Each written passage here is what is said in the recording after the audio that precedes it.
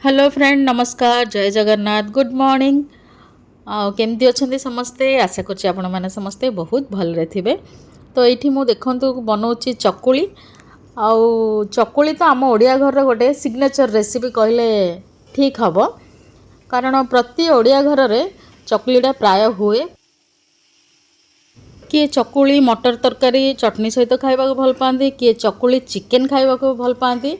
आज मो bore demand थिला माने बो कहला नरम नरम चकुली जोड़ारे कि कणा भर्ती हो देखो होल पूरा होती बहुत स्पंजी होती ता सहित आलू कषा तो सेपटे चकुली बनईदे नरम नरम चकुली आउपटे आलू कषा भी ऑलमोस्ट हो आसला टिके नाउ धनिया पत्र देखो ये पकईदेवी तापर गरमा गरम टेस्टी टेस्टी आलू कषा रेडी आ सहित चकुली तो ये मोर देखो गोटे चकुली तो बनीगला आ गोटे चकुली भी बनईदेली बो दुईटा ही खाइब ताठू अधिक केवे खाइबनी रुटी खाइले तो बो गोटे खाऊँ चकुली कौन अधिक खाइब एटा नरम होती बोली दुईटा बनई तो ये रेडी हो गला बोर आलू कषा तो सांग माने चकुली आउ कौन आलू कषा बो को नहीं देबा बो खाई कौन कह केमती कौन है चकुली आउ आलू कषा बो खाई रिव्यू दब कह केमती भल नरम अच्छी हाँ भल चकुली नरम अच्छी आउ तरकारी सहित खाइले केमती लगुच जना पड़ो हो खाई कह केमती आ चिकू वीडियो कॉल अच्छी लाइन रे से कथा होची बो सहित भल अच्छी भल अच्छे मत एमती चकुली दरकार नरम नरम आ पूरा कणा कणा होल होती भर्ती पूरा सॉफ्ट ता सहित टेस्टी आलू कषा बो खाओ बो खाऊची मु भी खाईदेवी एवं आउ बो खाऊची बो खाऊची सांग मैंने मो गोटे छोट दोसा मिनी दोसा करछि पूरा रोस्ट हो गलानी टिके नागु पियाज पकईदबा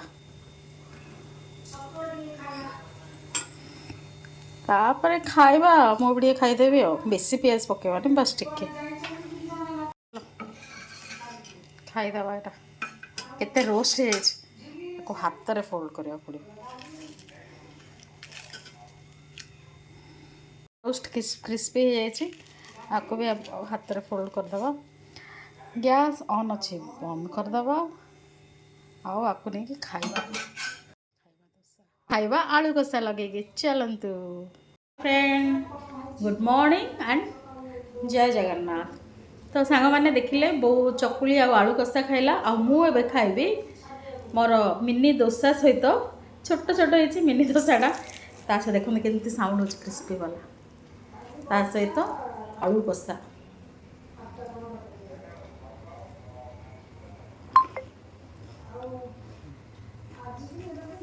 बढ़िया जी देखो केते बढ़िया साउंड हो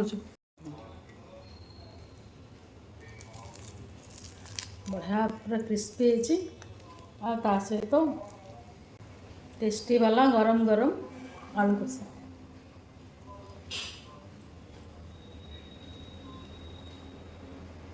ओके सांग माने मु मोर गरमा गरम डोसा आलू कषा एंजॉय करछि आपण माने भी जलखिया सब खाई सारी तापर अन्य काम सब हम हाँ सांग माने वीडियोटा कंटिन्यू देखुथिबे आ वीडियो जदि भल लागिबो तो लाइक कमेंट करेंगे सब्सक्राइब भी करेंगे नुआ किए देखुं कि सांग माने मुझे खाई दूँ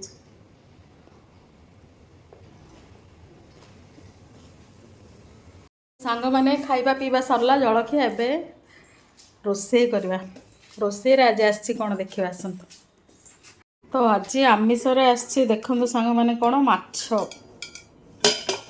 देखे यहाँ माछ आ माछ बो आ टिकी खाइबे मु तो माछ आमिष खाऊनी आउ लक्ष्मी भी जो हाउस हेल्पर अच्छा सी भी आमिष खाऊना सी तो आमिष छुना भी मुझे धरुचे टच कर रोसे कर आमिष छुना भी आउ सी टोटाली खाऊना छुना कि ना सासु बोहू खाली खाइबे तो सासु बोहू आज माछ आसी हम माछ बेसर आउ ଭଜା ମାତାଶ୍ରୀ ଆମର କହିଛନ୍ତି ଆମ୍ବୁଲ ଆଉ ବଢ଼ି ପକେଇକି ବେସର ହେବ। ଆଉ ତା ସହିତ ଆସିଯାଇଛି ଟିକେ ମାଛ ମଞ୍ଜି ଯେଉଁଟାକି ବେସନ ପିଆଜ ସବୁ ପଡ଼ିକି ଭଜା ଗୋଟେ ହେବ। ଏଇଟା ପରେ କରାହେବ। ଫାର୍ଷ୍ଟ ଏ ମାଛଟା ମୁଁ କରିଦିଏ ବେସର ଆଉ ଭଜା। ଆଉ ବେସର ହେବ ମାନେ ବଢ଼ି ତ ପଡ଼ିବ, ବୋଉ ତ ବଢ଼ି ପକାଇବାକୁ କହିଛି। ଆଉ ଏଇଠି ବଢ଼ି ଟିକେ ବାହାର କରିଦେଇଛି। ଆଉ ତା ସହିତ ଆମ୍ବୁଲ ବି ଟିକେ ପାଣିରେ ବତୁରେଇକି ରଖିଦେଇଛି, ଆମ୍ବୁଲଟା ସଫ୍ଟ ହେଇଯିବ। ତ ଆଜି ହେବ ବେସର। ଆଉ ପରେ ଆଉ କିଛି ଭିଡ଼ିଓ ବନେଇନି ସାଙ୍ଗମାନେ, ମୋର ଗୋଟେ ସାଙ୍ଗର କଲ୍ ଆସିଲା, ତା ସହିତ କଥା ହେଇକି ରହିଗଲି। ଆଉ ଭିଡ଼ିଓ କିଛି ବନେଇ ପାରିଲିନି ବେସରର। ବଟ୍ ବୋଉ ଖାଇକି କ'ଣ କହିଲା ଆସନ୍ତୁ ଶୁଣିବା। ବେସର ଭାତ ଏସବୁ, ମାଛ ବେସର ଭାତ କ'ଣ କହୁଛି ଆସନ୍ତୁ ଶୁଣିବା। ଅଛି ମାଛ ବେସର, ମାଛ ଭଜା, ଆଉ ଯେଉଁ ମୁଁ ପିଆଜ ଭଜା କଲି ସେଇଟା, ଆଉ ଭାତ ଗରମ ଗରମ ଭାତ। ବୋଉ କହିବ କେମିତି ହେଇଛି ଖାଇବା। ଭଲ ଅଛି। କେଉଁଟା ଭଲ ଅଛି, ମାଛ ଭଜା ନା ବେସର? ଦୁଇଟା ମାଛ ତ ଖାଇପାରିବିନି, ଅଧା ଖାଇବ। ଆଉ ମାଛ ଭଜାଟା ଗରମ ଅଛି ତ ଖାଇବାକୁ ଇଚ୍ଛା କରୁଛି। ବେସର ଗରମ ନାହିଁ, ବେସର ଥଣ୍ଡା ହେଇଗଲା, ଥଣ୍ଡା ହେଲାଣି। ତଥାପି ଭଲ ଅଛି। ହଉ ଭଲ ଅଛି। ଆଜି ବୋଉ ପସନ୍ଦରେ ସବୁ କରାହେଇଛି। ସକାଳର ଜଳଖିଆ ବୋଉ ପସନ୍ଦରେ, ଆଉ ଖରାବେଳର ଖାଇବା ବି ବୋଉର ପସନ୍ଦରେ କରାହେଇଛି।